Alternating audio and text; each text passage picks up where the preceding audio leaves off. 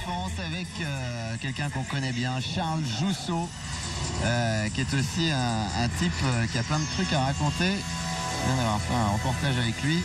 Il en a des choses à raconter lui aussi. Il a formé de nombreuses unités. Je pense qu'il vous a fait un peu peur en fait. Non, parce qu'il est plutôt sympa. J'avais rien à me reprocher.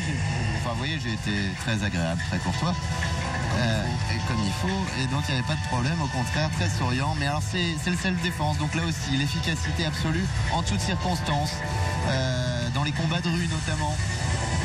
Alors Charles Jousseau s'est beaucoup intéressé à la sécurité, ça a été vraiment la tendance de son évolution personnelle, en pratiquant et d'expert d'arts martiaux. Et il vient lui du Pencak Silat dont on va voir des démonstrations, c'est-à-dire des arts martiaux traditionnels indonésiens, malaisiens. Et il en a fait donc une adaptation à cet esprit de self-défense, adaptation assez facile parce que ce sont des arts orientés de toute façon vers l'efficacité. Et je peux vous dire, pour avoir assisté donc à des entraînements avec Charles Jousseau, c'est costaud, hein, c'est sportif. Hein. Voilà, ça va vite, on essaye de toucher vite aux points vitaux, de mettre l'adversaire en état de faiblesse très rapidement.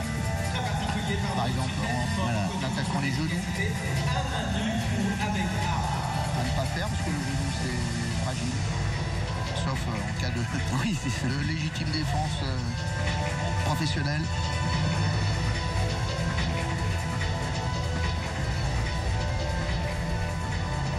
Ce sont des combattants qui peuvent effectivement péter des ligaments croisés en 2 secondes. Hein. Oui, déjà qu'ils ont tendance à casser assez vite quand on pratique les arts martiaux. Alors là, des démonstrations assez...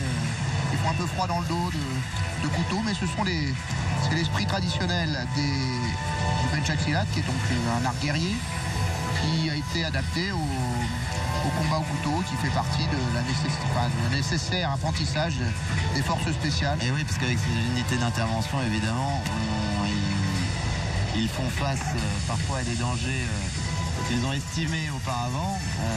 L'actualité malheureusement nous l'a démontré récemment. Mais ils font face aussi parfois à des dangers justement dans tous les combats de rue, etc. qu'ils n'avaient pas estimés. Et il faut réagir tout de suite. Charles Jousseau donc et ses élèves.